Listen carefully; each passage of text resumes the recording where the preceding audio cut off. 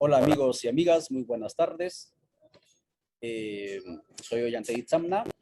Estamos en esta ventana de Pueblos en Red. Para hoy estaba anunciado desde ayer, ¿no? Que normalmente estamos haciendo es anunciarlo unas horas antes para que no se empapele.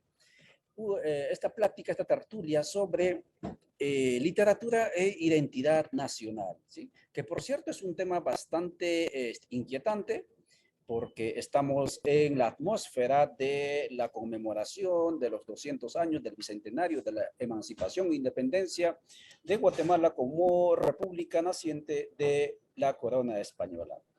En ese marco estamos abordando diferentes aspectos de la vida del país.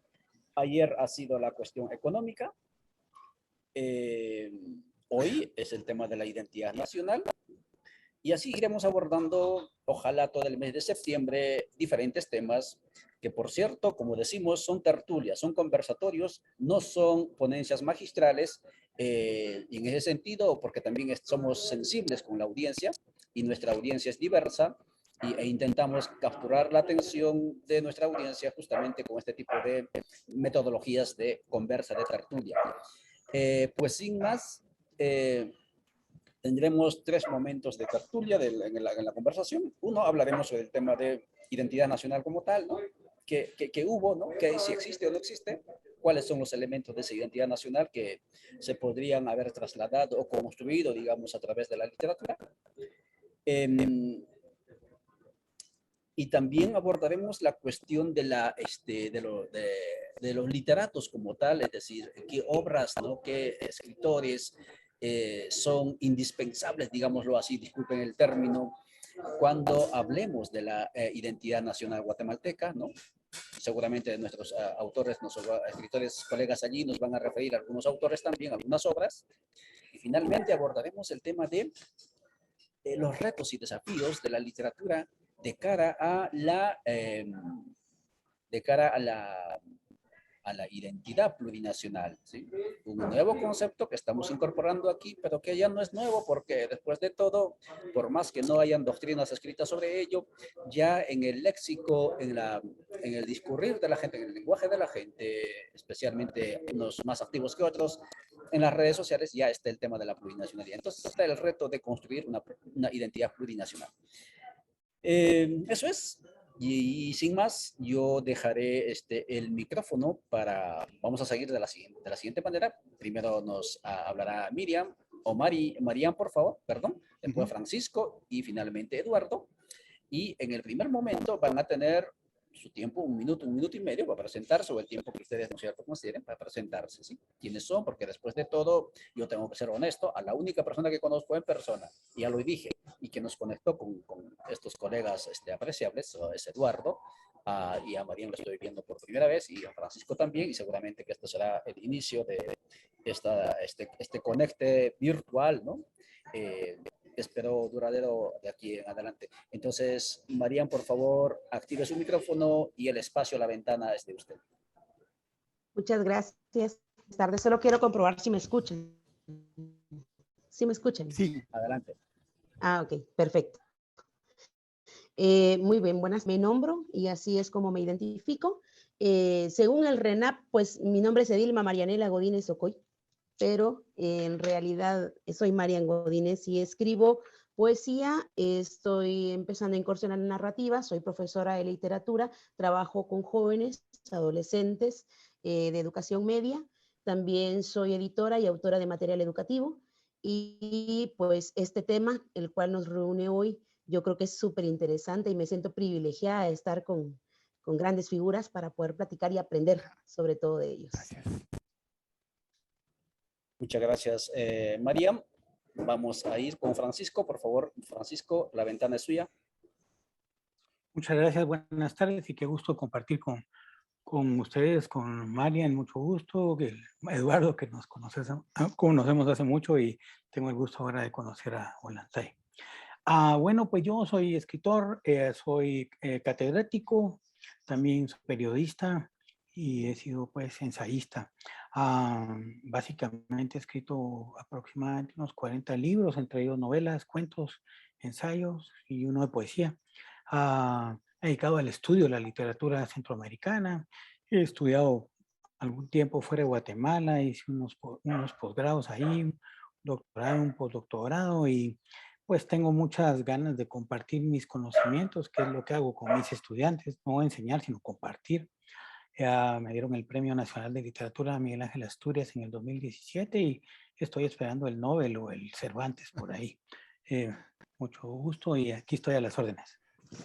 Encantado, pues, Francisco, muchas gracias. Eduardo, por favor, la ventana es suya. Mucho gusto, Eduardo Villagrán. Soy escritor de novelas con un posgrado en Economía de Recursos Naturales hace muchos años, que fue de lo que viví un tiempo y dejé atrás para dedicarme a lo que siempre ha sido mi pasión, que es la literatura. Escribo novela y cuando no tengo inspiración, escribo cuento, que me parece igual o más demandante, pero con menos requerimiento de tiempo. Nunca estudié literatura. Creo que tomé un curso nada más en la universidad con don Pancho Elvisures Palma, que en realidad me sirvió mucho porque me inspiró. Entonces soy en realidad autoformado en el arte de escribir y lo hago porque no me queda otra. Es algo que me apasiona, me atrae, me jala y me mantiene. Efectivamente, así es. La literatura es una pasión, ¿sí? Y en ese sentido nadie vive escribiendo o vendiendo de lo que escribe, ¿no? Uno escribe por pasión, el arte es eso. Y claro, estamos en una sociedad donde infelizmente no se le pone, no se le da el lugar que corresponde, pero desde este nicho, digamos, no valorado, es desde donde se aporta, estimados seguidores, para no solamente generar pensamiento y sobre todo opinión, sino también para generar identidad, ¿sí? Porque como les decía, creo yo, cuando ya estaba activada el Zoom, la transmisión, somos lo que leemos en buena medida, ¿no? O sea, no solamente que pensamos, sino somos lo que leemos, porque en buena medida eso somos. Y en ese sentido es fundamental esta práctica que vamos a tener en estos minutos, y yo no voy a ser el que va a abordar el tema. Yo paso directamente entonces el micrófono a Miriam con el tema que hemos planteado. Primera parte, el tema de la identidad. La pregunta es, desde y para la literatura de Guatemala, ¿existe una identidad guatemalteca?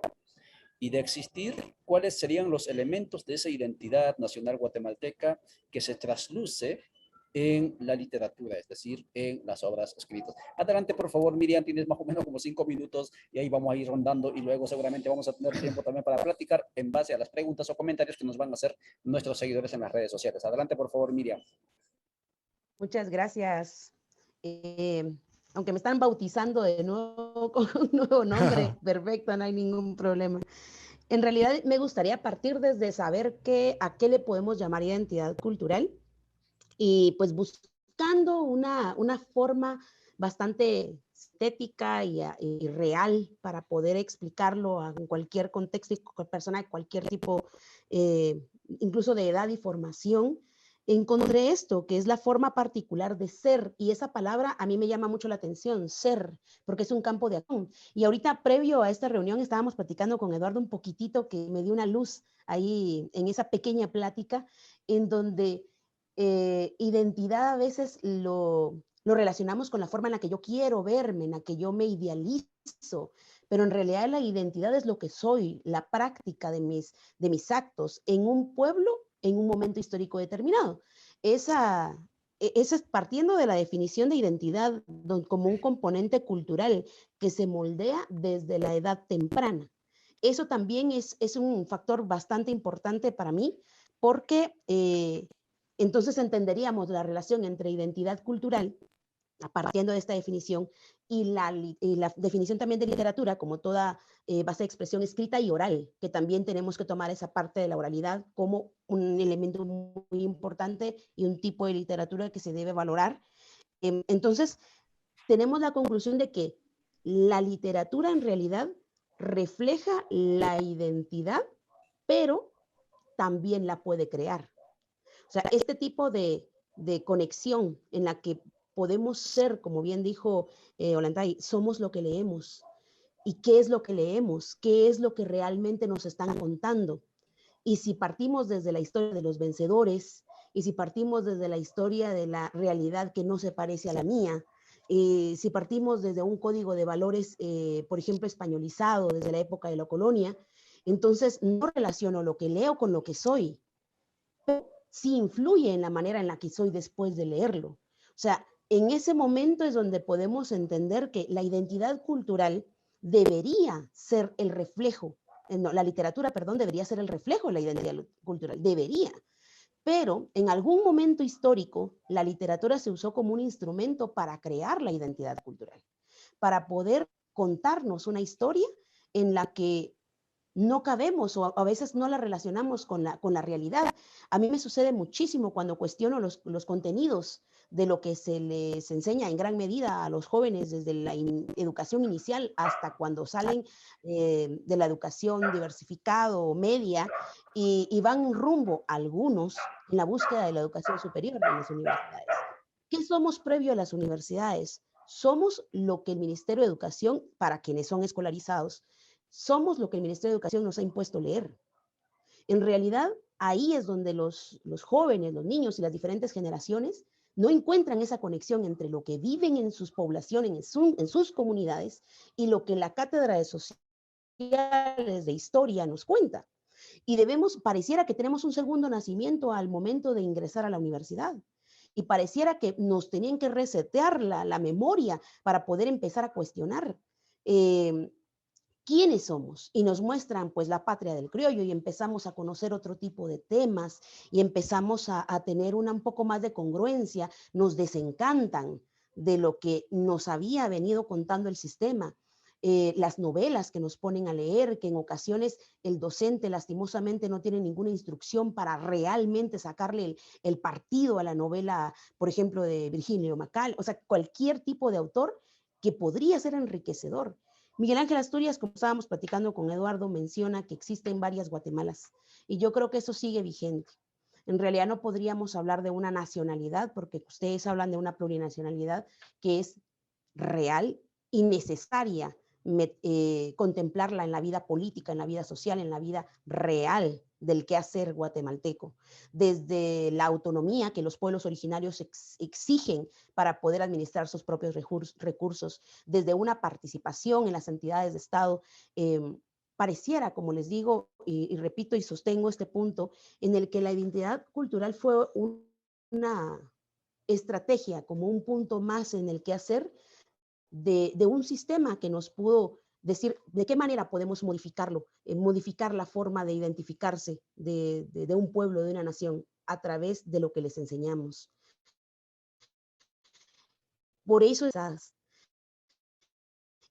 en donde los jóvenes y donde los niños y en donde los adultos terminan siendo lo que escuchan de los abuelos, lo que cuentan los verdaderos líderes de la comunidad, donde entienden por qué razón un producto es tan importante en las cosechas de un clima, de las necesidades, incluso con la base alimentaria de un pueblo.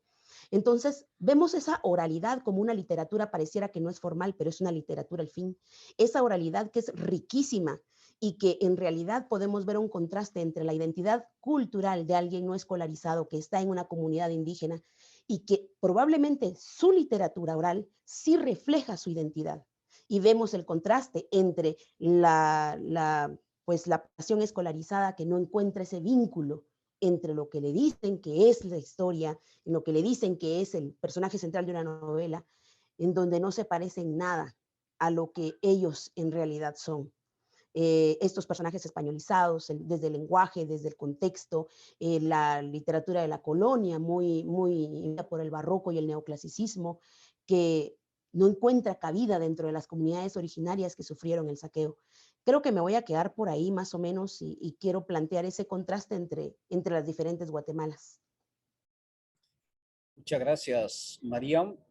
Importantes los aportes que dejas, ¿sí? Aparte de los contratos de Guatemala, también traernos a memoria esto de la literatura oral, que por cierto, eso casi lo olvidamos porque creemos que somos supuestamente parte de la cultura escrita y no es verdad. La gran mayoría empezamos la vida y en los pueblos obviamente como digamos tomando como fuente de aprendizaje y conocimiento la oralidad. Vamos a ir con Francisco Méndez y la misma inquietud para ti, Francisco, identidad nacional guatemalteca, ¿no?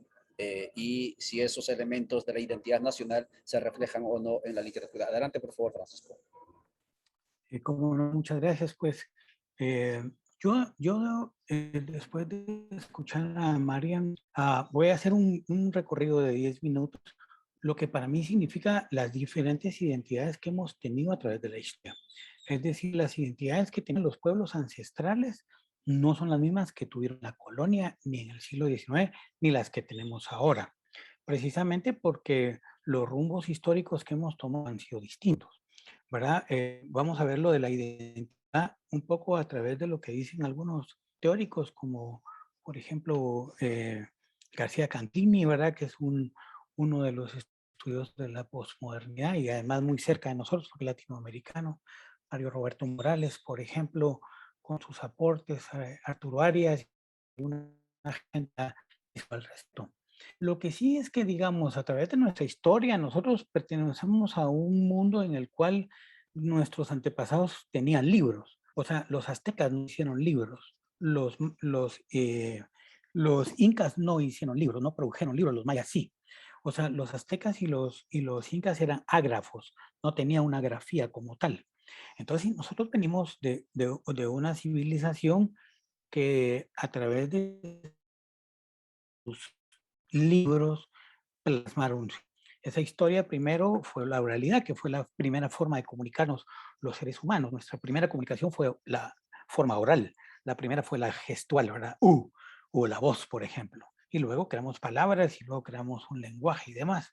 Entonces nosotros tenemos como guatemaltecos esa, digamos, voy a decir así, ese privilegio de estos libros que se escribieron anteriormente y que fueron casi aniquilados en un 90%, pero que los que sobrevivieron son prueba de esa producción que tuvieron los mayas.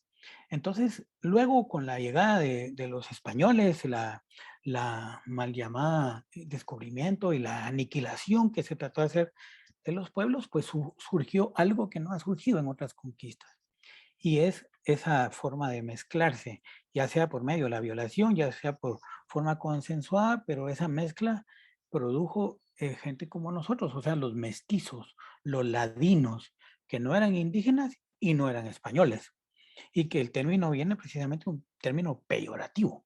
Esto lo podemos ver reflejado, digamos, en las crónicas de gente como Fray Bartolomé de las Casas, como Bernal Díaz del Castillo, como Francisco Antonio Fuentes y Guzmán, entre otros, que fueron estos cronistas que plasmaron desde su focalización, o sea, desde su punto de vista religioso y español, esta forma de ver este pedazo de tierra. Pero es interesante porque de Bernal podemos decir que está la historia de la literatura guatemalteca. Desde antes están los textos prehispánicos, pero si lo vemos ya la literatura en términos occidentalizados, pues a partir de ahí. Entonces, digamos que las identidades, la identidad del sujeto colonial, por ejemplo, del sujeto guatemalteco que vivió durante la colonia, era un sujeto evidentemente criollo, descendientes de españoles. Y esto sigue prácticamente hasta esto que estamos llegando a los 200 años, que tampoco lo comparto yo como una independencia, sino que fue un cambio de estafeta y que se le llama independencia. Pero si nosotros vemos cómo se construyó, por ejemplo, esa primera identidad del siglo XIX, también se construyó a partir del sujeto cultural criollo. El sujeto cultural criollo, digamos, el sujeto cultural es un término que se utiliza para señalar a un grupo, por ejemplo, de artistas, escritores que tienen las mismas características. Por ejemplo, nuestros escritores del siglo XIX, como José Antonio Irizarry, como Pepe Batres Montúfar, como José Mía y como casi toda la mayoría, como Pepita García Granados y todos ellos, tenían un común. Eran criollos, era gente letrada, hablaba 5 idiomas. José Cecilio del Valle le llaman el sabio porque hablaba 7 idiomas. Eran políticos, eran liberales o eran conservadores. Entonces ellos tenían un perfil. se le llama sujeto cultural criollo a todos ellos que construyeron una identidad, pero una identidad de la capital, una identidad del sujeto, ya sea blanco o mestizo. Para eso podemos encontrar las novelas de José Mía, fabulosas, memorables. El primer escritor que publicó una novela histórica en América, que se llama La hija del adelantado. Y él, ¿se acuerdan que tuvo una su columna en la cual escribía, creo que se llamaba La Biblioteca de Guatemala, se llama el periódico?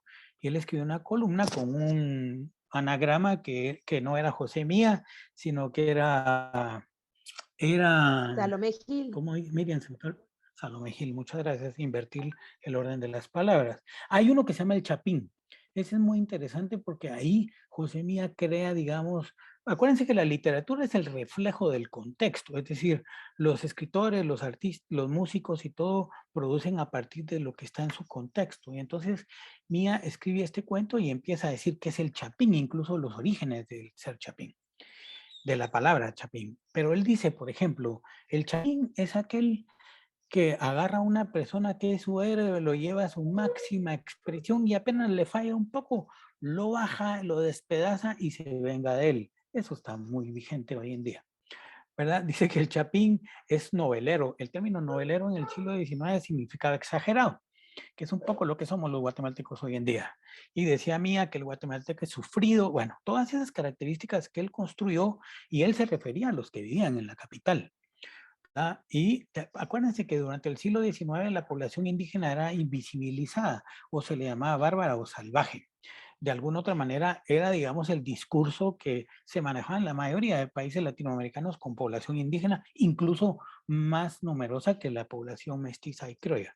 Ahí podemos ver una primera forma de identidad de un cierto grupo élite guatemalteco. Creo que el segundo momento lo va a tener Luis Cardosa de Aragón. Pues hay muchos, pero yo voy a hablar de los picos, ¿verdad? Por razones de tiempo. Luis Cardosa de Aragón y Asturias construyen dos identidades guatemaltecas, una a partir, la hace Asturias, a partir de su producción literaria como Hombres de Maíz, como la mayoría de textos, como Leyendas de Guatemala, por ejemplo, que fue su primer libro publicado, y que él lo empieza a construir con una identidad ya no solamente ladina y criolla, sino indígena. ¿Verdad? No solo Asturias, este fue un grupo de escritores guatemaltecos que se les llamó criollistas, entre ellos mi abuelo Francisco Méndez Escobar, Mario Monteforte Toledo, Mario Marcico Bétere, Augusto Meneses, por ejemplo, entre otros, que fueron los primeros autores en poner al indígena, voy a decirlo de esa manera, de visibilizar la imagen del indígena y escribirla en sus cuentos y en sus novelas. Anteriormente a ellos nunca había aparecido el sujeto indígena. La única que los había mencionado en la época de la colonia fue la poeta Sor Juana de Maldonado, que pasó, incluso se pensó mucho tiempo que no existía, que era un ser mágico, pero ya hay investigaciones que ya existió y escribió poemas a los indígenas. O sea, estamos hablando del siglo XVII. Pero en el siglo XX, a principios del siglo, ellos, Cardosa, Asturias, por un lado, los escritores criollistas e indigenistas construyen la visión del indígena supermágica. Ellos crearon el antecedente del realismo mágico. Ya Asturias y compañía lo repitieron más adelante, pero ellos fueron los primeros. ¿Se recuerdan esos cuentos con leyendas populares, con estas cuestiones de los sobados? Asturias tiene un cuento que comienza, ¿recuerdan? Por tanta bulla que, ¿cómo es? Por un huevo que pones tanta bulla que haces, ven y ponelo vos, pues. Ahí está toda la cuestión de la oralidad y toda la cuestión, digamos, de este mundo mágico. Mi abuelo tiene un cuento de aquella tradición que dice que si uno le quita los cheles a los perros y se los pone en los ojos, comienzas a ver fantasmas. Entonces, digamos que todo esto creó, digamos, una identidad muy mitificada de lo que significa, voy a decirlo así, el indígena porque se le dan condiciones como Asturias hacen en Hombres de Maíz, y por otro lado Cardosa, a través de su literatura, sobre todo su libro de ensayos, y uno de los más grandes es Rigo, novela de caballerías. Asturias construye una identidad combativa, porque Asturias sí creía en la lucha armada. Esa era la gran diferencia que había entre Asturias y Cardosa. Entonces, Cardosa lo hace desde el exilio, porque lo hace desde México, pero él, digamos, que creó toda una forma, digamos, política e ideológica para muchos poetas, incluso para Rigoberta Menchú.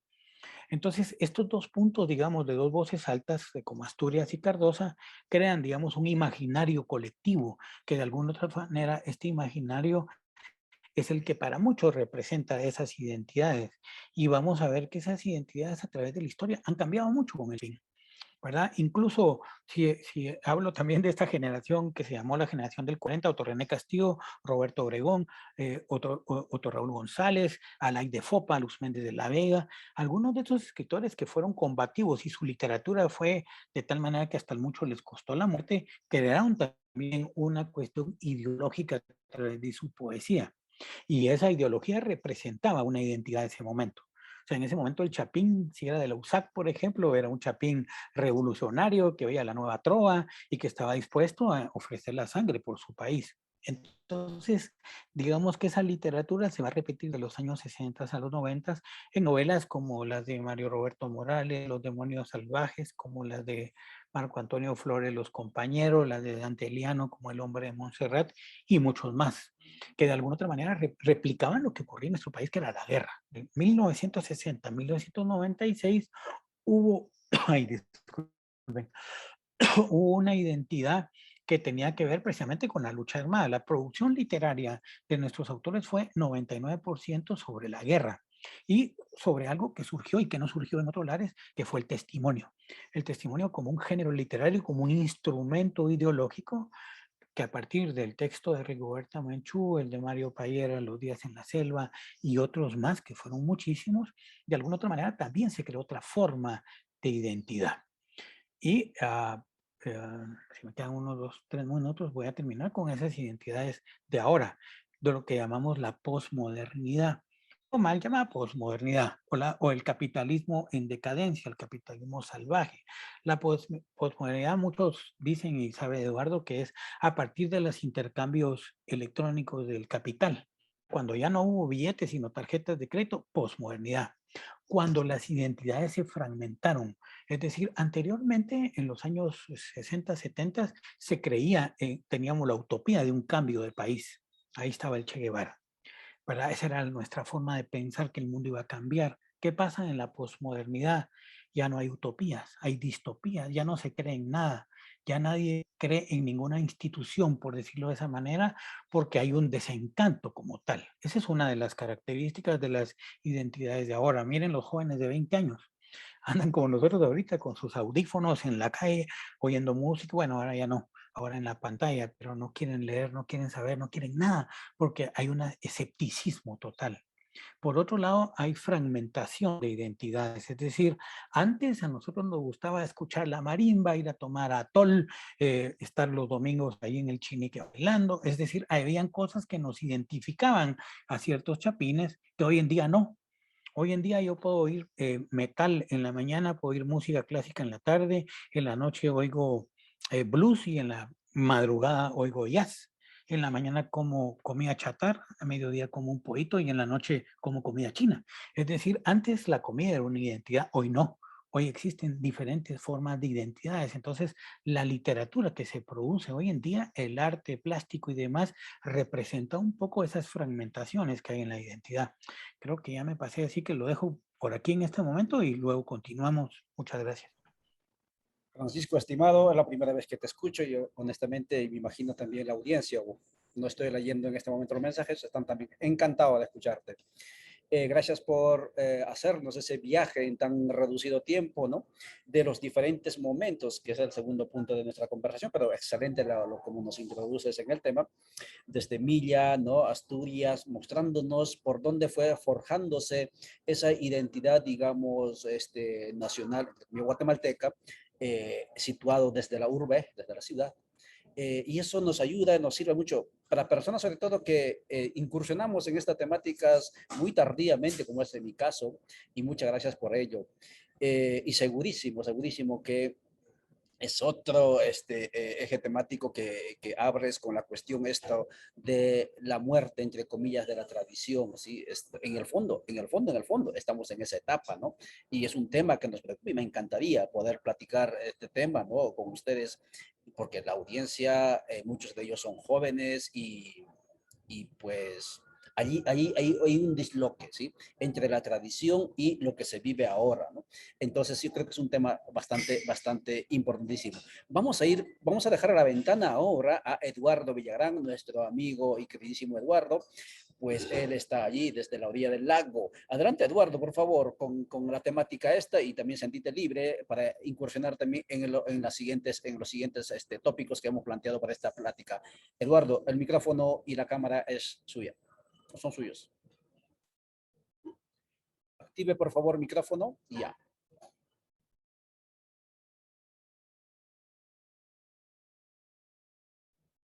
Micrófono, Eduardo, micrófono. Ahí estamos. Ahora sí. Perfecto. Bueno, número uno, gracias, Marian. Gracias, Paco, por esas exposiciones tan ricas en contenido, tan eruditas.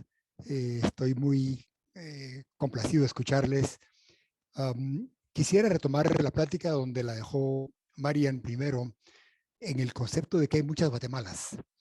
Y luego, si esto lo aunamos a la falta de literatura escrita, al analfabetismo del guatemalteco, la literatura escrita entonces sufre de una carencia que es escrita por muy pocos y escrita por aquellos que tienen acceso a lo occidental, a la educación, al alfabeto. Entonces, en cuanto a escrita, ¿verdad? Entonces, nuestras miradas como escritores criollos, ladinos y hasta blancos, si incluimos a don Paco Pérez de Antón en la colada, reflejan nuestra identidad y con suerte, con atrevimiento, como decía Paco, tenemos personajes indígenas, como tuvo Miguel Ángel Asturias en sus novelas, siempre desde nuestra mirada. Pero hay muy poca creación de personajes que generen figuras identificables por estas Guatemalas en las que vivimos, escritas por poblaciones que pertenecen a estas otras Guatemalas. Podemos decir, bueno, Luis de León, claro, y vemos que en Luis de León encontramos antihéroe más que héroes. Entonces, son personajes de los que nos identificamos como a la inversa, en lo negativo, pues así es la cosa, así está de mal, ¿verdad? Entonces, no he visto autores indígenas produciendo literatura, novela, digamos. Humberto Cabal, por supuesto, sí nos da una lección de identidad con sus poemas y crea un paradigma alternativo al occidental muy valioso, rico, fuerte en poesía. En narrativa no he encontrado un equivalente, provienen de nuestro contexto, digamos, occidentalizado y muy rara vez surgen de las otras Guatemalas, al menos en lo escrito. Como decía Marian, en lo oral la historia es diferente y lo que pasa es que por ser oral es limitada en contexto y no la conocemos los que estamos en las áreas urbanas o periurbanas.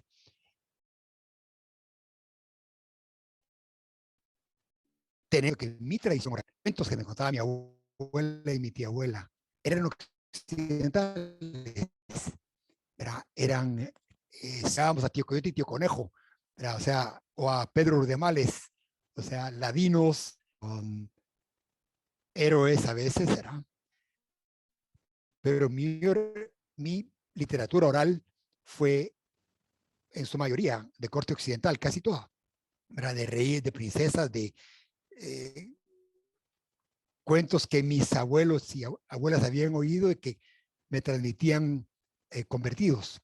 Como decía, lo más cerca que llegué a un Guatemala, digamos, no criolla, no ladina, fue Pedro Urdemales, ¿verdad? Que era un arriero, el famoso arriero con historias tan simpáticas que no estoy ni seguro que sea guatemalteco.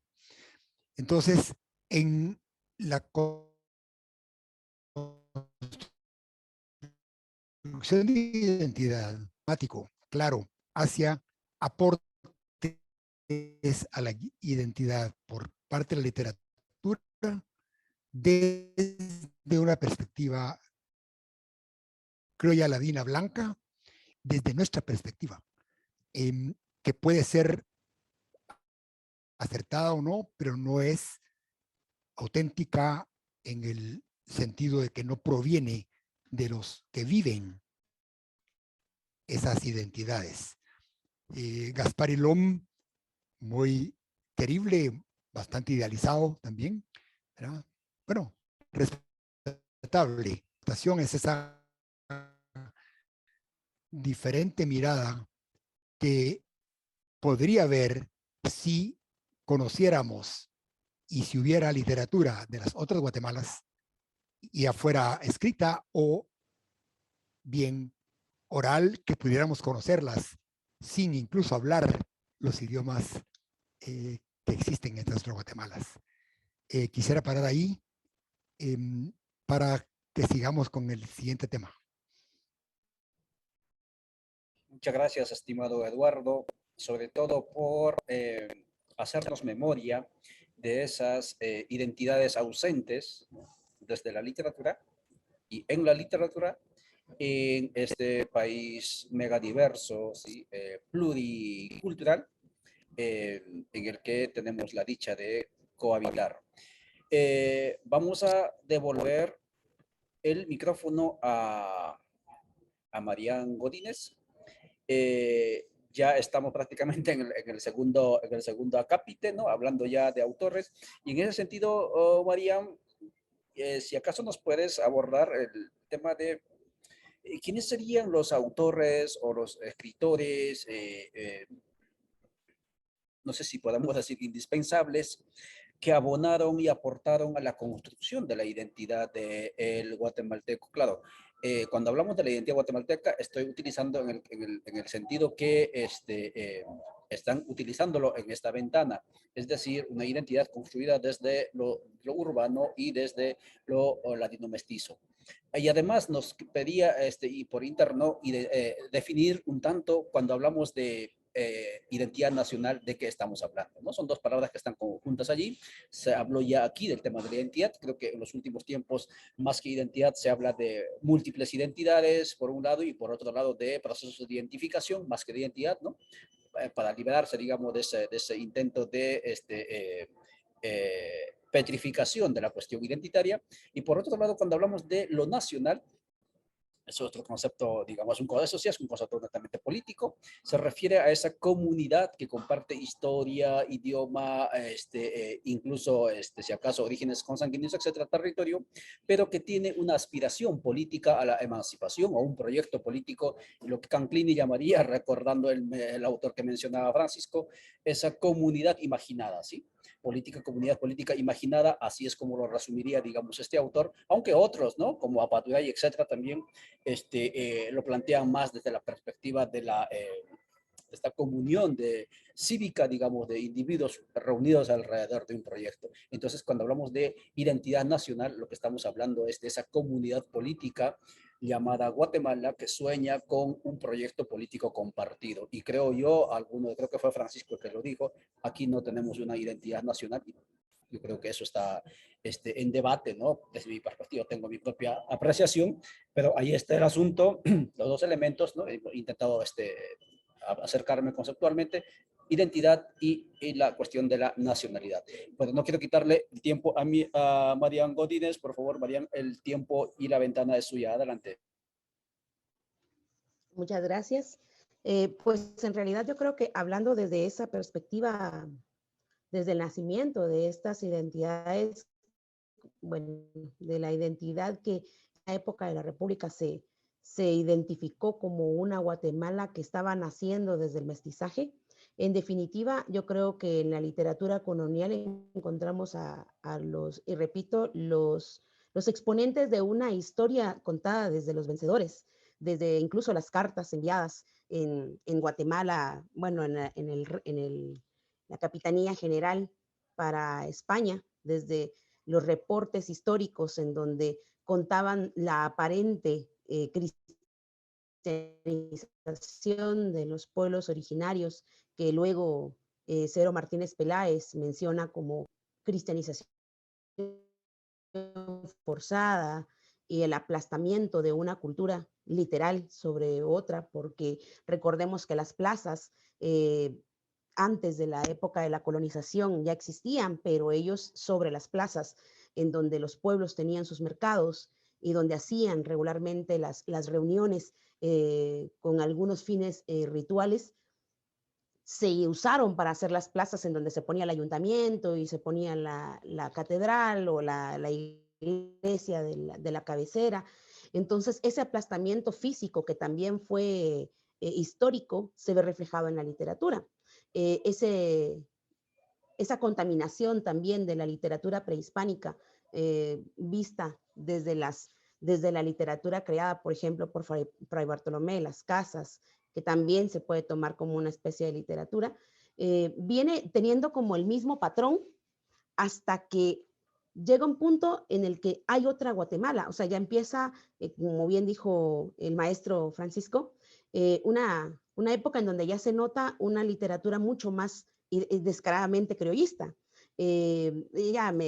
Viniendo a una Guatemala mucho más contemporánea, por ejemplo, Flavio Herrera era uno de los mayores exponentes del criollismo, en donde vemos precisamente esa cultura de la herencia, y es que nos podríamos hasta saltar ciertos periodos porque era el mismo patrón, eran los mismos exponentes los que ponían siempre al personaje principal de las novelas como un heredero, incluso desde los apellidos españoles, que tenían una incursión política bastante fuerte dentro de la limitada formación de la sociedad guatemalteca, porque le llamaban sociedad guatemalteca solamente a la gente que en la zona 1 de la capital de Guatemala, que era prácticamente el valle que se conocía como el eje y el centro de la sociedad conocida hasta ese momento.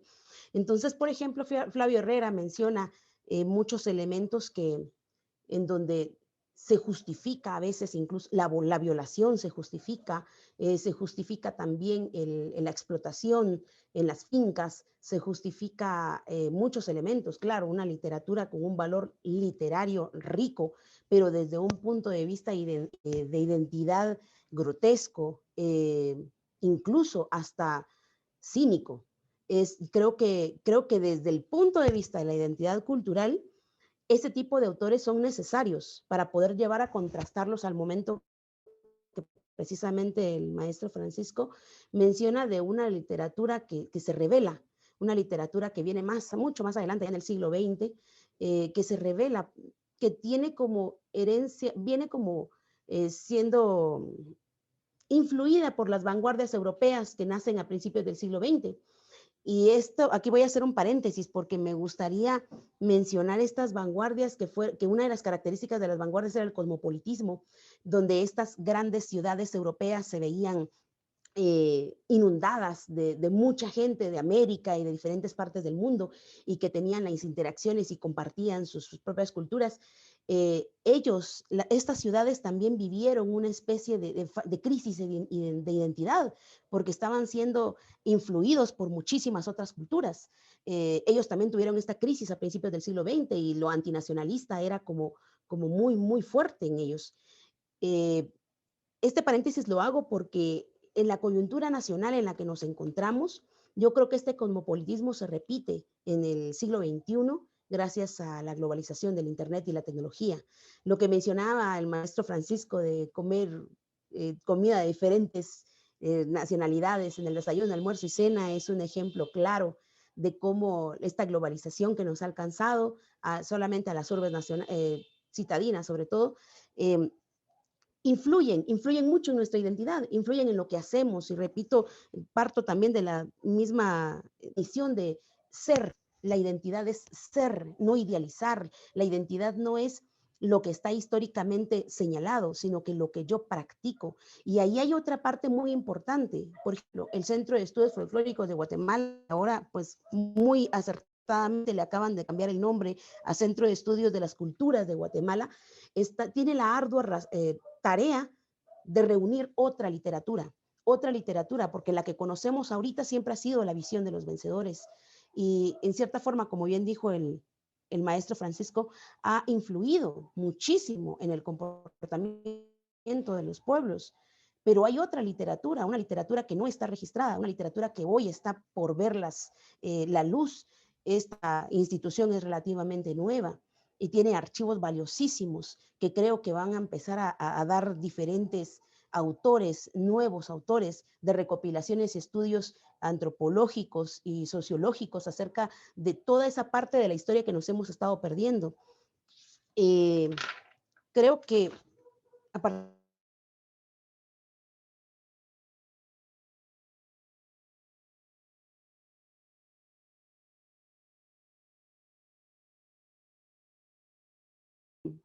también a otros autores contemporáneos. El día de ayer se presentó el libro de Paruts Editorial, 200 años, bicentenario, nada que celebrar. Es una reunión de ensayos y académicos también, es una reunión de poesía que se ha hecho en el 2021. Entonces, estamos viendo nuevos autores que son importantísimos de leer, importantísimos de reconocer, y también un recorrido por las editoriales alternativas y cartoneras debería ser muy importante, porque ahora existen otro tipo de registros literarios, no solamente el que conocemos tradicionalmente como las editoriales estatales, como la Editorial Cultura, que es riquísima, la editorial de la Universidad de San Carlos también, pero también existen las editoriales que no tienen un ISBN, por ejemplo, y no aparecen en los registros, pero es literatura que se está escribiendo actualmente, es literatura que está haciendo ese espacio y ese clic con las generaciones, como bien dice el maestro Francisco, las generaciones del desencanto.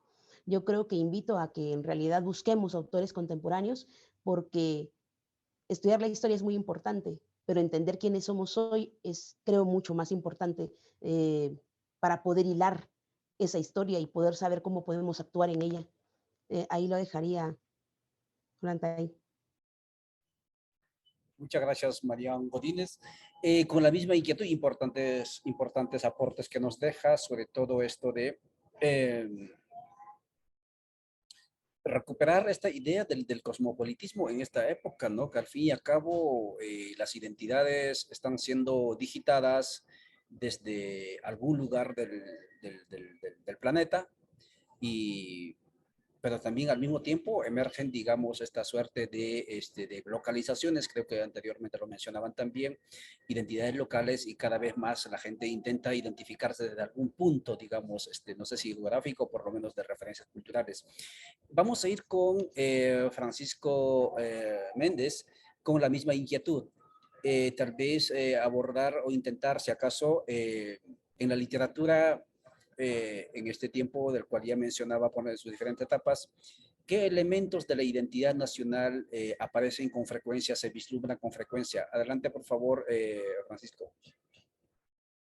Sí, como no, de la época contemporánea, ¿verdad? Adelante. Sí, como no. Bueno, pienso yo que habría que incluir también a Guzmán Bocler como uno de los grandes pensadores del siglo XX y creador de ciertas identidades. Por supuesto que también incluiría a Manuel José Arce, por ejemplo, ¿verdad? De los que no mencioné anteriormente, a Luz Méndez de la Vega, a Laide Fopa, por ejemplo, que a través de su poesía o sus ensayos lograron hacer entidades, sobre todo feministas, ¿verdad? Y por supuesto que hay más autores, pero bueno, hay tantos que hay veces es difícil poder mencionar a todos. Sin embargo, yo creo que en la época actual podemos hablar un poco de actualidad posguerra, es decir, después del 96, en el cual de alguna otra manera los escritores, pueden decir, nos apartamos un poco del tema de la guerra en sí, porque fue un tema sumamente agotado y con razón, porque fue una guerra de 36 años, una de las más cruentas del siglo XX de todo el mundo, y entonces digamos, no tuvo límites de maldad esta guerra. Entonces, lógicamente, lo que se planteó a través de sus publicaciones y todo, revistas y demás, pues tiene su razón de ser. Sin embargo, aunque la pólvora todavía no había terminado de caer, surgieron nuevas generaciones, voces de autores nacidos en los 60s y 50s, como por ejemplo Rodrigo Rey Rosa, que es un autor a partir de una serie de gran cantidad de publicaciones. Él ha logrado establecer ciertos temas como la ecología, por ejemplo, ¿verdad? Como el suspenso, como la narración de acción, que tiene que ver mucho con una forma identitaria, de sobre todo eso que empezó, digamos que empezó a mitad de siglo Rodríguez Macal, Virgilio Rodríguez Macal, con la idea de proteger al hermano animal, ¿verdad? A Hish, a Soti, a todos estos animales con los cuales nosotros nos divertimos y nos angustiamos con la mansión del pájaro serpiente, el mundo del misterio verde, Guayacán, entre otros. Creo que Rodrigo Reirosa continúa un poco esa forma de ver la naturaleza, porque la naturaleza y la montaña en la época de la guerra fue vista como la trinchera, ¿verdad? Como donde están los campesinos. Había que protegerlos o por el lado del ejército había que aniquilarlos. Pero luego, en la posguerra, la montaña se vuelve a ver, porque si nosotros nos damos cuenta a través del tiempo, la montaña, los animales, la flora y la fauna, incluso desde Rafael Andívar, ha sido exaltada. Pero luego ha tomado giros como de enemiga. Acuérdense la época de este escritor uruguayo Horacio Quiroga, que la culebra te muerde. Bueno, Virgilio Rodríguez Macal tiene también unos cuentos extraordinarios de serpientes contra hombres, ¿verdad? Entonces la selva como tal, luego se vuelve la selva como un refugio entre el conflicto armado. Ahí vemos los testimonios de Mayo Pareras, Yolanda Colón, entre otros. Pero luego, en la posguerra, ya la ciudad vuelve a tomar, digamos, una forma de personaje. Si uno lee a Javier Payera, si uno lee a Ronald Flores, si uno lee a Vania Vargas, si leemos a muchas novelistas como Carol Salreto, las novelas de aquí, de Eduardo Villagrán, de alguna otra manera dialogan con toda con esa urbe. Entonces, hay un grupo de escritores que construyen otra vez la ciudad, como lo había hecho anteriormente Gómez Carrillo y los escritores del siglo XIX, una Guatemala descompuesta, ¿verdad? Una ciudad pestosa, una ciudad donde se muere, una ciudad que es un animal nocturno que todos los días vive, pero se muere todas las noches. Y de alguna otra manera, esto también es un reflejo de esa identidad de ahora. Porque si nos damos cuenta, la mayoría de población está, bueno, este país, digamos, de 18 millones de habitantes, la capital tiene 5 o 6, ¿verdad? Y aquí estaba concentrado hasta los años 80, 90, todo. Si alguien de Shela quería sacar su cédula, se tenía que venir aquí. Entonces, todo esto era una cuestión, digamos, macrocefálica que se construyó en esta ciudad y que todo lo demás quedó como un poblado, ¿verdad? Incluso como no ciudades. Entonces, digamos que esta literatura se ha hecho desde acá y con excepciones, porque hay muchos escritores como Rosa Chávez, como Humberto Cabal, como Luis de León, como Montejo, ¿verdad? Como muchos otros que han creado literaturas, pero no existe, digamos, un movimiento fuerte en el cual uno puede encontrar. Sí hay identidades, por supuesto, en los testimonios de Víctor Montejo, en los de Rigoberta Menchú, en las novelas de Luis de León, pero yo creo que todavía eso está, como dicen algunos letreros, en construcción.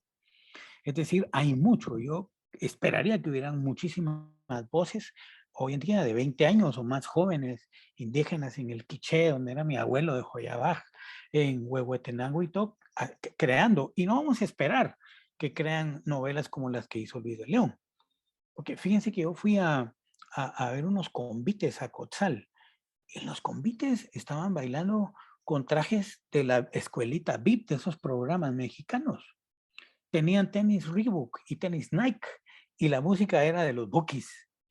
Entonces ahí estaban los convites con disfraces de Harry Potter. No era Tecumán ni Quetzalcóatl. No era ninguno de los personajes del Popol Vuh. ¿Por qué? Porque estas poblaciones han sufrido transformaciones que Canclini le llama hibridación cultural, ¿verdad? Entonces es posible que los escritores que escriban ahora, los que tienen 7 años, dentro de 10 años, puedan tomar, digamos, ojalá, pues, un Tecumán con características, incluso, lo voy a decir así, como que fuera de estos Avengers de Marvel, ¿verdad? Pero que exista, porque lo que pasa es que nuestros personajes están invisibilizados. Mientras que otros países exaltan sus personajes de ficción, como Estados Unidos con Mickey Mouse, por ejemplo, como España con el Quijote, nosotros no. Entonces, si en los convites, en lugar de estar la escuela VIP, estuviera Junapude y Xbalanqué, si estuviera Quetzalcóatl, si estuviera todos estos o los personajes del Bolo Flores, o el tío, ¿cómo se llama? El tío Juan Eduardo, pero no. Digamos que lo que pasa es que toda esa explosión de medios mexicanos, que sobre todo mexicanos, el 80%, han colonizado nuestros cerebros y han colonizado nuestras casas. Entonces tampoco es responsabilidad de las personas. Pero lo que sí es que creo que lo que se produce en términos hoy en día contemporáneos, de alguna otra manera, la ciudad ya no, digamos, ya no es la novela de Monteforte Toledo de los años 40, ni las novelas de Asturias. Hoy en día las formas incluso de las redes sociales y todo han intervenido para que haya muchos cambios en esas identidades. Recuérdense que Canclini habla de que la identidad es a partir de lo que consumimos. Es decir, que las identificaciones que tenemos hoy en día, y no hablo de consumo de comprar ropa, ahora consumo de libros. Yo, por ejemplo, en el Facebook tengo amigos que consumen libros como yo, que es novela policíaca. Yo tengo 3,000 amigos que leemos novela policíaca. Posiblemente en esta cuadra no haya nadie. Entonces las relaciones de identidad tienen que ver muchas veces por lo que escuchamos, por lo que leemos, por lo que nosotros vemos en YouTube y de alguna otra manera conversamos. Entonces eso ha cambiado mucho. Entonces, no podemos esperar que hoy la novela sea como la novela de Luis de León o los poemas de Cabal, sino que de alguna otra manera, disculpen otra vez, no es COVID, sino que es alergia. De alguna otra manera, todo esto ha hecho una revolución en cuanto a las formas de producir música, de producir pintura, de producir cine. ¿Por qué? Porque las identidades han cambiado.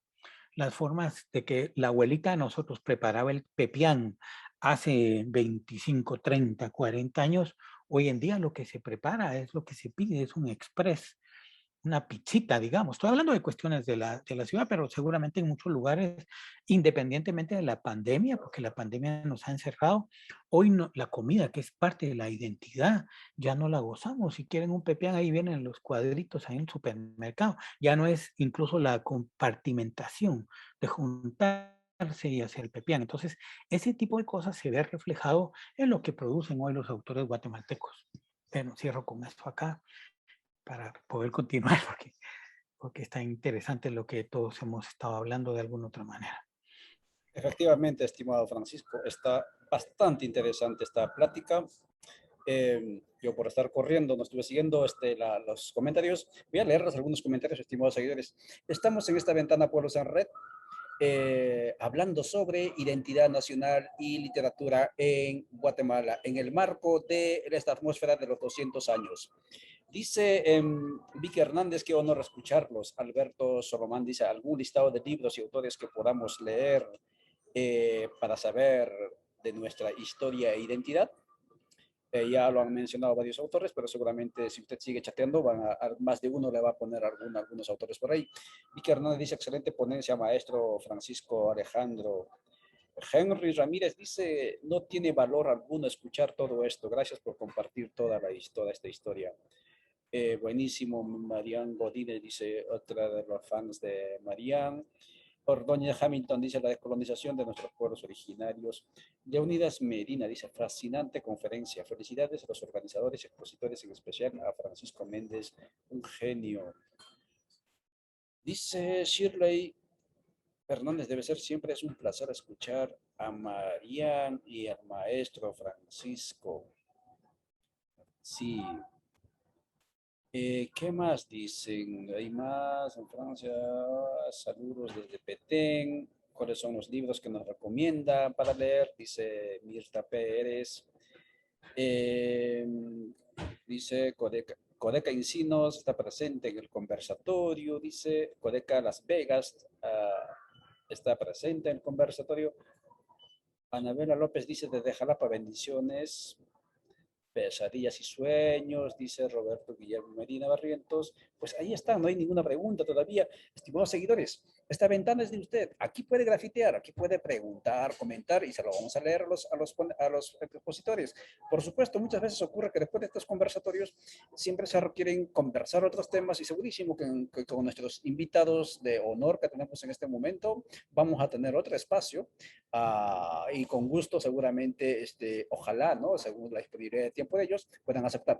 Vamos a ir con Eduardo Villagrán. Eduardo, la misma inquietud también para ti en este segundo tópico, si quieres abordar ello, y si no, también puedes adentrarte también ya en la necesidad, ¿no?, de la literatura para la construcción de la identidad plurinacional, o en su defecto también puedes abordar la cuestión que están abordando tanto Mariam como Francisco, tema de literatura y elementos de la identidad actual, de la identidad nacional actual. Adelante, Eduardo. Gracias, Juvenal. Retomando lo que decía Paco, dos puntos me gustaría hacer. Uno es la colonización de la que hablaba, que es tan evidente, y cómo influencia nuestros gustos, y eso se refleja en la literatura de una manera clara, y su contrapartida es el racismo, y no el racismo hacia otros, sino que el racismo interno, hacia nosotros mismos. El hecho de que por años de haber experimentado racismo, lo internalizamos y nos convencemos que lo nuestro no es bueno, que lo bueno es lo de afuera. Entonces, eso nos lleva a tratar de imitar, apreciar autores, autoras que no reflejan lo nuestro, sino que reflejan lo que quisiéramos ser, lo que se nos ha enseñado que deberíamos ser, lo blanco, digamos. Entonces, esto lleva a una paradoja, y es que identidad está muy relacionado con identificarse. Entonces, ¿cómo me identifico yo con un protagonista, con un personaje que es traído de afuera? Alienándome más, o sea, diciendo, ay, sí, ¿por qué son tan populares los libros de un conocido autor de origen español en Guatemala, ¿verdad?, que es nacionalizado guatemalteco? Porque él presenta una visión europea, lo que quisiéramos ser, no lo que somos. Entonces, una especie de contraidentidad. Ahora, en lo que a mí me interesa, que es narrativa y es creación de personajes, quisiera mencionar a varios autores, dos de ellos, uno que está aquí presente, Paco Méndez, y el otro es Byron Quiñones, que producen novela policíaca. Entonces, ellos lo que hacen es que ellos crean un protagonista admirable, pues con quien uno se puede identificar, saliéndose del canon, de lo conocido, de lo usual, creando un ambiente policíaco, un género que les permite proponer personajes simpáticos.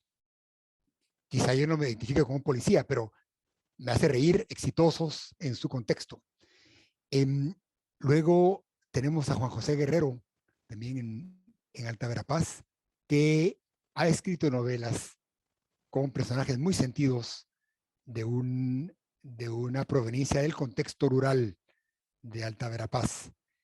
Es decir, en lo que es narrativa, el reto principal para mí es crear personajes con los que los lectores se puedan identificar, pero no en forma negativa, no en forma de decir, no en forma aspiracional, de decir yo quiero ser como este extranjero, sino que hey, estoy contento con lo que soy, y este soy yo, aquí me veo reflejado, y me gusta. Para llegar a ese punto, debemos vencer ese racismo interno que nos hace de una manera automática y sistemática despreciar lo nuestro en favor de lo importado. Tenemos mucho por delante, quisiera parar ahí, pero hay bastante tela que cortar en este tema.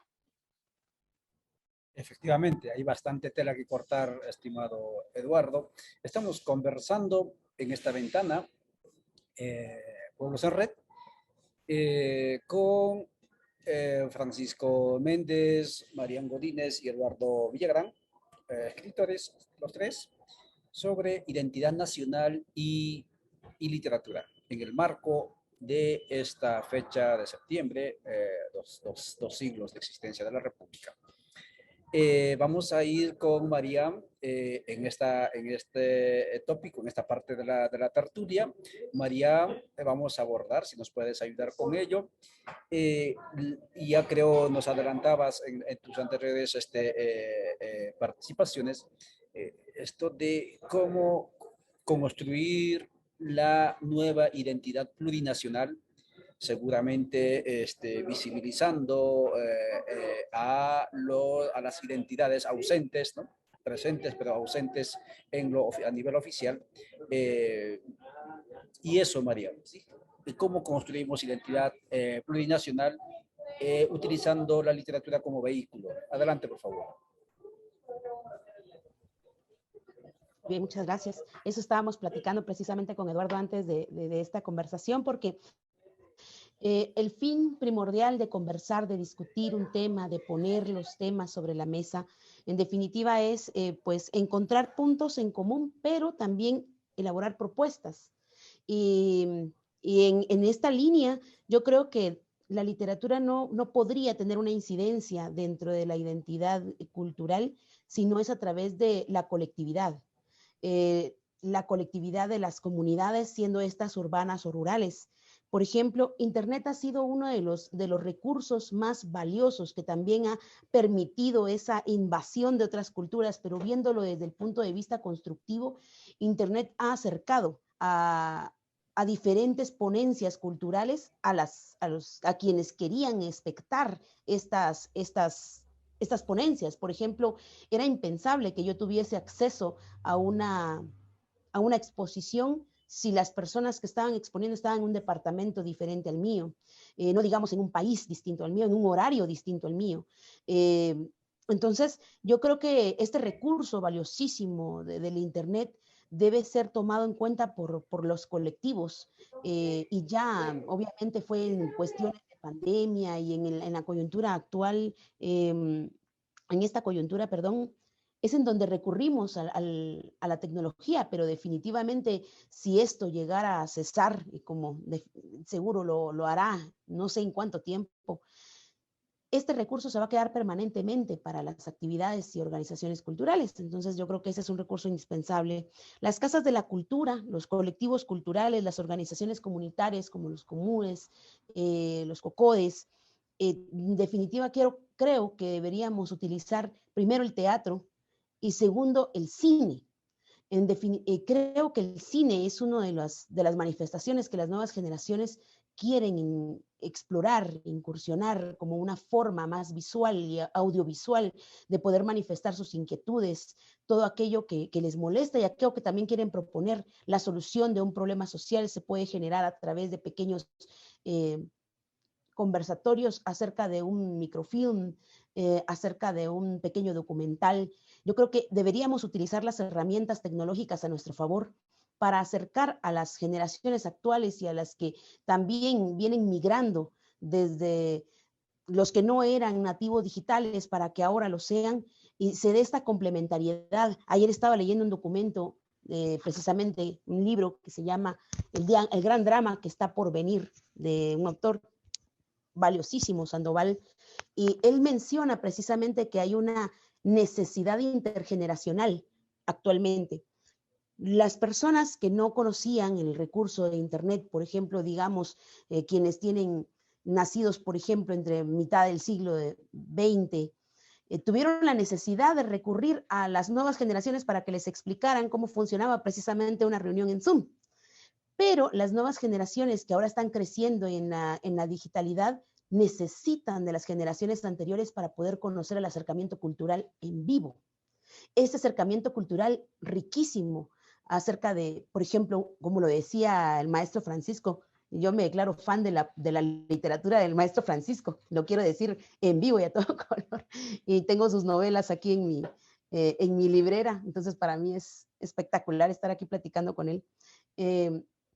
Entonces, creo que estas novelas, por ejemplo, del maestro Francisco, son muy, muy, muy necesarias para que los jóvenes puedan identificarse, por ejemplo, con el comisario, que ellos podrían conocer a muchísimos personajes y decir, ese personaje se parece al de mi colonia, se parece al policía que viene en la patrulla, se parece al señor que vende, por ejemplo, en la tienda de la esquina.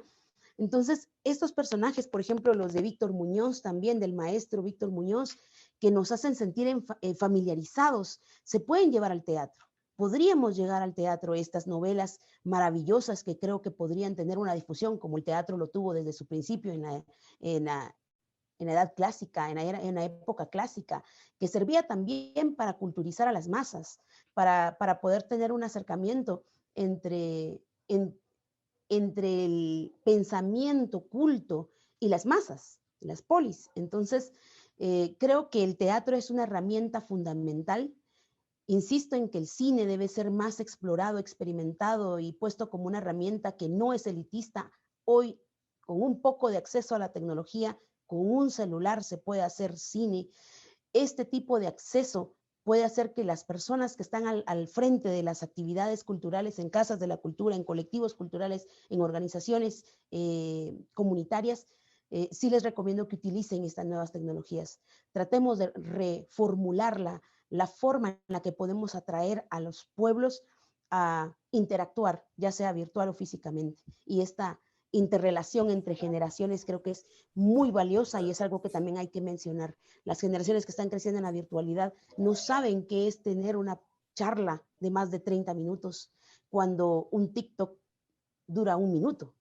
Entonces, necesitan esa riqueza de poder ahondar en un argumento, entender entre la diferencia entre un hecho y una opinión, poder argumentar a través del diálogo. Creo que es importantísimo para que podamos tener después un acercamiento mucho más profundo a diferentes manifestaciones culturales. Creo que ahí lo dejaría, Oranday. Muchas gracias, María. Nos deja entonces como inquietado con esto de utilizando las plataformas digitales, todo lo que es la tecnología al alcance que podamos tener, utilizar la herramienta del cine y del teatro, claro que sí. Es un gran desafío para justamente para evitar o para superar, digamos, estas rupturas intergeneracionales que nos plantea. Muy bien, María, muchas gracias. Francisco, con la misma inquietud, ¿qué hacemos con la literatura para la construcción de las nuevas identidades plurinacionales, que es un desafío, es un reto que va sonando, como decíamos en la introducción, en diferentes ventanas, en diferentes espacios, incluso físico? Adelante, por favor, Francisco. Muchísimas gracias y gracias a ustedes por sus comentarios, tanto los de acá como los de afuera. Yo también pues eh, soy seguidor de la literatura guatemalteca y siempre me siento honrado de estar con colegas que les gusta este género y este tipo de obras, así que muchas gracias. Bueno, yo diría que para eso hay que ser muy radicales. Esa radicalidad creo yo que va desde lo siguiente. Voy a hacer una analogía, no siempre son muy buenas, pero ¿qué podemos hacer para que cambie la política en Guatemala? Arrancar de raíz a todos estos políticos que están ahí. Si no se arranca de raíz y solo hay cambiecitos, no va a servir. Para que nosotros tengamos, digamos, una configuración, para usar un término digital, ¿verdad? O una reconfiguración de nuestra identidad, también tenemos que hacer cambios de raíz. Esta frase que escribió Homi Bhabha es un crítico hindú, creado y formado en Inglaterra, pero que creó una importante teoría que se llama la teoría de la subalteridad, es decir, la teoría del subalterno.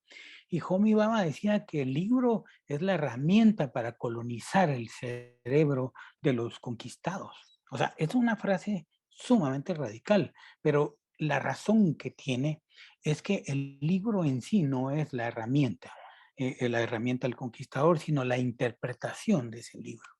Porque ¿qué pasa? Hoy la gente tiene celulares, la gente tiene computadoras, los que pueden, ¿verdad? Y la gente tiene su carrito, pero no saben cómo funciona. Es decir, somos analfabetos funcionales. Estamos en la compu y la usamos como máquina de escribir. Y el teléfono pues es inteligente, pero en realidad esa inteligencia no le sirve a la gente. ¿Por qué? Porque funcionamos, y perdón, los países como el nuestro funcionamos como máquinas cibernéticas hoy en día. Entonces lo que hay que hacer es una deconstrucción y lo que mencionaba alguien en el chat, una decolonización de nuestras mentes. ¿Qué significa eso? pensar y repensar para adentro, pensar en la historia. Nosotros los guatemaltecos, por lo general, lo decía Eduardo, preferimos lo de afuera que lo de adentro. Si es un guatemalteco que triunfa, hay hasta páginas donde odian. Miren, yo quizá no me gusta la música de Arjona, pero lo respeto como un creador. Y nunca había encontrado que incluso hay bares que son anti-Arjona, donde cuando hay conciertos de Arjona se juntan ahí para no escuchar a Arjona. Es absurdo, ¿verdad? Y es un compatriota, puede estar uno de acuerdo o no con su música.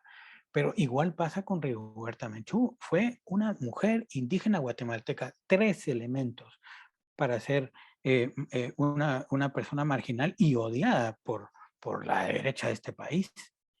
¿Y qué pasa hoy en día? Puede ser que uno no esté de acuerdo con sus políticas, pero es un premio Nobel de la Paz. En cualquier otro país del mundo ya tuviéramos una escultura sobre ella, sería una mujer que se respeta porque ha ganado doctorados, pero aquí la gente la trata de una manera terrible, es decir, por ser mujer indígena y guatemalteca. Entonces, digamos, nosotros sí que debemos hacer una descolonización de lo que significamos. Pareciera que nosotros como guatemaltecos nos odiamos y ese odio hace que, digamos, que repelamos lo que nosotros somos. ¿Se recuerdan aquellas cuevas de Tacalija que las destruyeron? Yo ese día lloré porque decía, es que son vestigios, las tumbas en el Petén, aquellos que se llaman los ladrones que se meten ahí, ¿verdad? Destruyen todas esas, no solo las tumbas, sino destruyen todo ese vestigio. Entonces, nosotros somos destructores de nuestra misma historia y no se diga de los libros. Miren, cuando muchas veces no solo los españoles quemaron nuestras obras, también aquí se han destruido por lo mal cuidada o porque a la gente no le interesa. ¿Cuánta gente va a visitar las bibliotecas? Entonces yo sí creo que existe, debe de existir, no solo con los escritores, no solo con los músicos, debe existir una total reforma, hacer un reformateo de nuestra mente, porque estamos acostumbrados a que el guatemalteco siempre está de último. Cuando viene un extranjero, yo como experiencia en las universidades donde estuve, viene un argentino y lo sacan a uno inmediatamente porque el argentino vale 5 veces más. El guatemalteco tiene que demostrar que es bueno 10 veces más, ¿verdad? Porque el guatemalteco, la gente no cree en el chapín. Y cuando un chapín, como decía, destaca, se le destruye. Miren, Asturias es uno de los escritores que más campaña negra ha tenido en este país, ¿verdad? Ni siquiera aquí en Guatemala se le respeta como un autor, como un escritor de más de 60 obras, galardonado con un premio mundial. Y que él retomó, digamos, toda la cosmovisión maya y toda la política en sus obras, pero es aborrecido por muchas partes en el país. Entonces, yo creo que a partir de la ciudadanía, de los grupos políticos, no oficiales, sino los grupos emergentes, ¿verdad? Con intelectuales que no sean intelectuales de cartón, sino con intelectuales orgánicos, como decíamos en los 80. Con eso se puede crear otras identidades, porque existe un país pluricultural, multicultural. Tenemos, digamos, desde garífunas, chincas y todas estas culturas, y los mestizos que de alguna otra manera convivimos, pero fíjense que en Nigeria eran 90 etnias y han logrado conformar, es decir, sí se puede. No vamos a ser el único país que no se puede conformar. Yo diría que es desde la niñez, desde esas formaciones, habría que abolir los canales nacionales, estos que se llaman ese monopolio que hay, porque es terrible. Ahí no se promueve el arte nacional, ahí no se promueve la artesanía, ahí lo que se promueve es otros países. Entonces sí habría que ver, digamos, cómo nosotros, pasó con el 44, se intentó hacer en el 44. Falta otra de esas, para términos postmodernos, un reload de esa nueva primavera, para que entonces existan identidades que vayan para adentro y no hacia afuera, que sigamos pensando que los cubanos, los chilenos y los argentinos son 10 veces mejores que nosotros, porque no, somos iguales que ellos. Simplemente lo único es que tenemos que darnos nuestro lugar y crear nuestra propia identidad y nuestro propio mecanismo de ser guatemalteco como tal. Así es que creo yo que esa sería mi opinión al respecto. Muchas gracias, Francisco. Amor propio, pero nadie ama lo que desconoce. Desafío que nos plantea Francisco en esta última parte. Estamos concluyendo, estimados seguidores, esta tertulia que lo hemos titulado Identidad Nacional y Literatura, Literatura y Identidad Nacional, en el marco de esta celebración que se hace en Centroamérica, México y también Perú, que por cierto son los últimos países, entre comillas, que se emanciparon de la corona española, eh, con nuestros queridos escritores, y yo les había prometido y se les prometió desde las diferentes cuentas de Face que iba a ser una tertulia bastante enriquecedora. Personalmente, yo estoy satisfecho y estoy disfrutando muchísimo escucharlos a los tres, ¿no? Aprendiendo bastante, y seguramente también tú, al otro lado de la pantalla que estás haciendo, mueve por favor estos contenidos para seguir rompiendo lo que llamamos el cerco mediático y atrevernos a pensar más allá de lo permitido. Eduardo, por favor, también el espacio es tuyo, con la misma inquietud. ¿Qué hacemos como literatos o qué tiene que hacer la literatura? ¿No? ¿Cómo se compromete en este esfuerzo de la construcción de la identidad plurinacional? Adelante, Eduardo. Gracias, Juvenal. Antes que nada, no quisiera que terminara la tertulia, la plática, sin mencionar a Javier Payeras y sus antihéroes urbanos, Mauricio Echeverría y sus antihéroes urbanos también, casi como que posguerra europea, con ese cinismo, esa desesperanza de sus protagonistas, que sin embargo muy valiosa para una creación de una contraidentidad, de decir, y así estamos y no queremos seguir así. Luego, retomando lo que decía Paco, hay un ángulo muy interesante ahí, y es si pensamos en un cambio radical, y esto me lleva a lo que trabajamos todo el tiempo con los compañeros del movimiento indígena, campesino y popular, y es si llegamos a un estado plurinacional, vamos a darle su lugar a las naciones, y las naciones van a expresarse de manera oral, de manera escrita, con la autenticidad que se merecen. Entonces, Paco lo insinuó, hace falta un cambio radical. Ese cambio radical significa empoderar a estas naciones que nos conforman, de manera que se sientan en la capacidad, con la potestad, con los recursos, con el ámbito para que sus propuestas artísticas, literarias, ya sean orales o escritas, sean escuchadas. Bien, ahora llego a la parte que más me interesa de toda la plática, y es a mi propio trabajo como una propuesta. Retomando lo que decía María en un momento, el cine nos ha dado buenos ejemplos de propuesta. Quisiera mencionar la película Donde nace el sol, de Elías Jiménez, en la cual rompe con el modelo aristotélico de narración. No hay esa curva en los personajes, sino que son simplemente 4 escenas que narran historias del pueblo maya en diferentes etapas. Entonces, está escrita y hablada en cachiquel, y cuando la presentaron en Guatemala, muchos conocidos míos, directores, se levantaron a mitad y se salieron de la sala.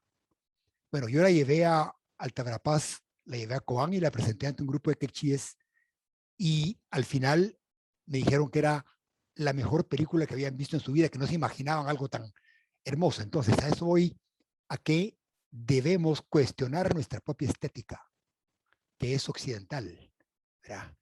Y ver qué más tenemos. No negarla porque es parte nuestra, ¿verdad? Y ya la tenemos, sino qué más tenemos en nuestro haber, además de la estética occidental. Estoy ahora recién terminando una novela en la cual ensayo 2 cosas.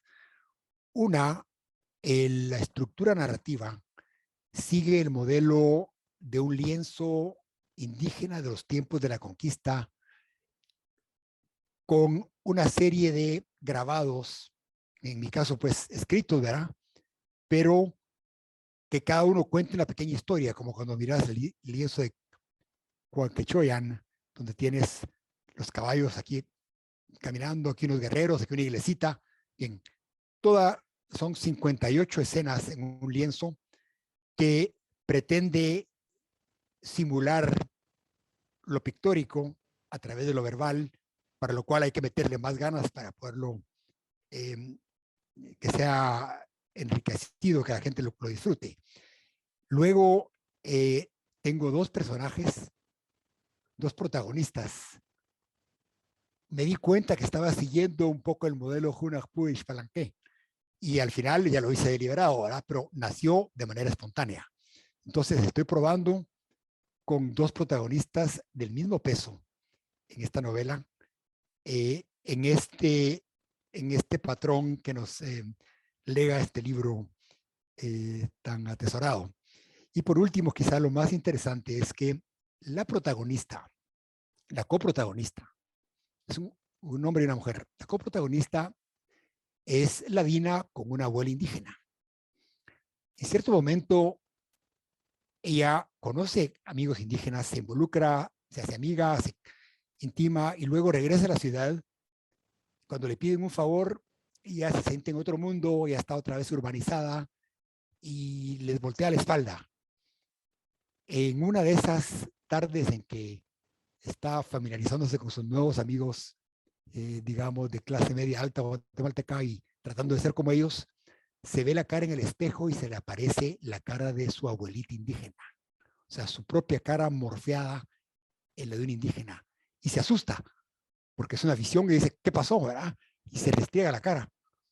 Y esta imagen le sigue apareciendo cada vez que ella, digamos, se aleja de su identidad, que en este caso es mestiza y que incluye, ella deja de renegar lo indígena cuando por fin se da cuenta que ha sido desleal a sus amigos, en este caso quechíes, y ella retoma su amor por ellos y decide hacer el favor que le pidieron, se ve en el espejo y su cara es su cara de siempre, con ojeras de desvelo y cansada. Pero mi propuesta ahí para atender a lo que decía Marian es que quiero que nuestros lectores, que mis lectores cuando salga, se identifique con el personaje que es tan querible. Se llama Johanna porque tiene un nombre importado de telenovela, pero es muy querible, que se identifiquen con ella y que cuando ella se ve en el espejo, los lectores también se vean en el espejo. Y esa va a ser, digamos, mi propuesta, en este caso, Marian, y lo que más me gustó de este conversatorio que podría aportar, porque no tengo el acervo de conocimiento de Paco y la claridad didáctica de Marian. Soy un hacedor nada más de tipo de obras, pero esto era lo que me tenía muy, muy entusiasmado con el tema. Muchísimas gracias, estimado Eduardo, por llevarnos a imaginar lo que estás imaginando. Y claro, de eso se trata. Estimados seguidores, estimadas seguidores, muchas gracias por vuestro tiempo. Son aquí en Centroamérica 18 horas con 29 minutos. Les prometimos platicar hoy con ustedes, o que ustedes platiquen con nuestros invitados, Marian, Francisco y Eduardo, sobre la literatura y la identidad nacional. Yo creo que entre los tres nos han dejado en su última intervención un gran desafío, y es la cuestión de la decolonización estético y también, me imagino, decolonización ética, que en el fondo lo que nos estaba planteando también Eduardo. Pues muchas gracias por vuestro tiempo. Yo voy a dejar el micrófono en el mismo orden a Marian, a Francisco y a Eduardo para que se despidan de la audiencia y también si acaso quieren dejar algún mensaje más, dejarlo. Este contenido, usted, estimado seguidor que está al otro lado de la pantalla, en la pantalla móvil, su compromiso es moverlo y nuestro compromiso, lo que estamos a este lado, es generar más contenidos y ojalá también que usted se atreva a generar contenidos. Pues mis disculpas, no hemos tenido todos los cuidados técnicos posibles porque estamos fuera de la choza, estamos entre las comunidades corriendo de aquí para allá y paramos en un punto y continuaremos en este viaje. El día lunes hablaremos sobre universidad y bicentenario, ¿sí? Vamos a estar ahí con algunos colegas de la universidad hablando qué aportes, a ver cómo fue la universidad, qué hizo por la construcción del estado del país que se soñó, etc. El día martes están las compañeras mujeres hablando bicentenario desde la perspectiva de las mujeres.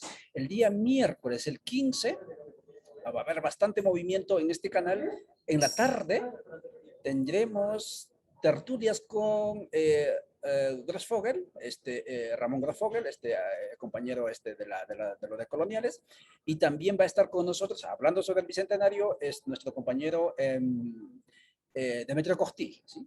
Entonces, tenemos para los siguientes días algunas cuestiones tertulias que también seguramente le interesan a ustedes y a moverlo. Entonces, dejo el micrófono para María, luego pasamos a Francisco y Eduardo. Adelante, por favor, María. Muchas gracias. Solamente pues quería externar mi agradecimiento a Codeca, primero para convocar, para poder crear espacios, para poder cuestionar y para poder contrastar ideas. Muchísimas gracias también a los organizadores específicamente de este evento, a quienes se conectaron y pudieron estar atentos a los muchos o pocos aportes que pudimos haber dado, cada quien juzgará. Y pues desde estos aprendices, ojos y oídos que espero nunca dejen de ser aprendices, le agradezco muchísimo, Juvenal, a maestro Francisco, a Eduardo, que ha sido un placer conocerlos y que ha sido un privilegio estar en esta plática en la que me llevo mucho más de lo que pude haber aportado. Muchas gracias, María. Francisco.